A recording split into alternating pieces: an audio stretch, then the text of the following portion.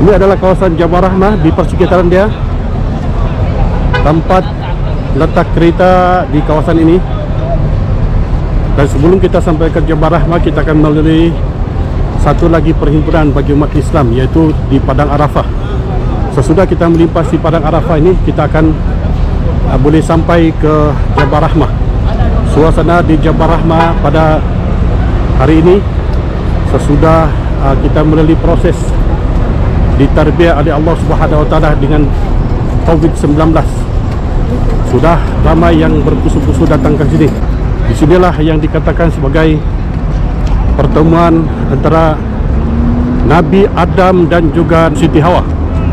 Selepas mereka terpisah, karena itu proses kita manusia ini sebenarnya terlalu panjang, terlalu jauh untuk kita mengambil iktibar satu demi satu rintitan perjalanan sejarah kita sebagai umat manusia ini. Ini adalah pintu memasuki dari tangga ke tangga sampai ke puncak Jabal Rahmah. Berbagai hajat dan niat yang biasanya dibawa oleh para jemaah ini.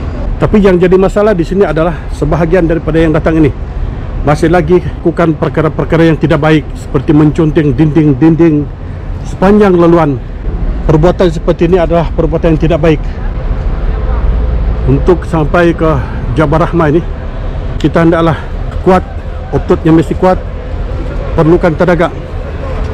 Bila kita berada di kaki bukit ini, Jabal Rahmah, kita akan melihat di bawah bukit Jabal Rahmah ini banyak para peniaga yang mengambil peluang untuk jual beli di sini. Selain daripada itu, kalau kita haus, ada es krim. Inilah dataran Jabal Rahmah dengan berbagai jualan yang boleh kita lihat di kaki bukit ini.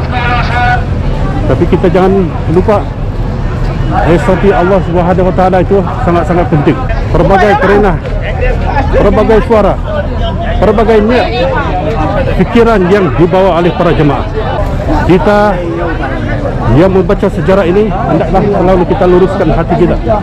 Kunjungan ini bukan hanya sekadar kunjungan melihat suasana persekitaran, membeli balah dan seumpamanya. Tapi lebih daripada itu, kita bawa hati kita, nurani kita, fikiran kita, jasad kita, zahir batin kita, untuk terus insaf.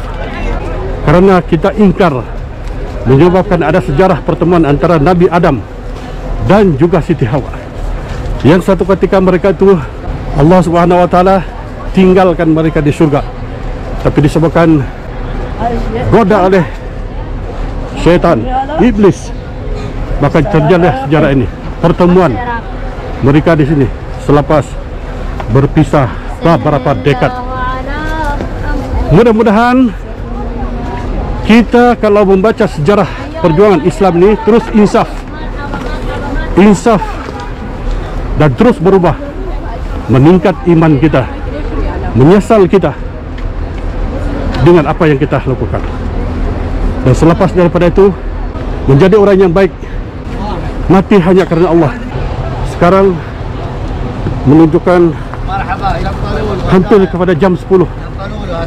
Untuk naik tangga-tangga ini perlukan rasa kesabaran yang tinggi. Sabar adalah kemuncak untuk kita mendapat ridha Allah. Sabar ketika beribadah, sabar ketika kita menempuh berbagai ujian. Sesudah peristiwa yang panjang ini, Nabi Adam bertobat atas kesilapannya, maka akhirnya mereka dipertemukan di Jabal Rahmah ini. Mari kita sama-sama mengambil intipati daripada sejarah ini. Untuk naik di atas ini terkapus memerlukan kekuatan tenaga. Lutut kita hendaklah kuat, di samping hati kita, iman kita hendaklah kuat. Kalau kita lihat daripada bawah, pandangan ini tidaklah setinggi manapun, tapi apabila kita melalui daripada tangga ke tangga kita injak sampai ke atas, lenguh, sakit lutut, penat, dan juga kita rasa berpeluh. Menconteng dinding ini adalah perbuatan yang tidak baik. Mudah-mudahan hati kita janganlah dikotori dengan berbagai bahan-bahan yang masuk, melainkan hanya kita masukkan kelima-kelima Allah, zikir kepada Allah, baca Quran, selawat kepada Rasulullah sallallahu alaihi wasallam.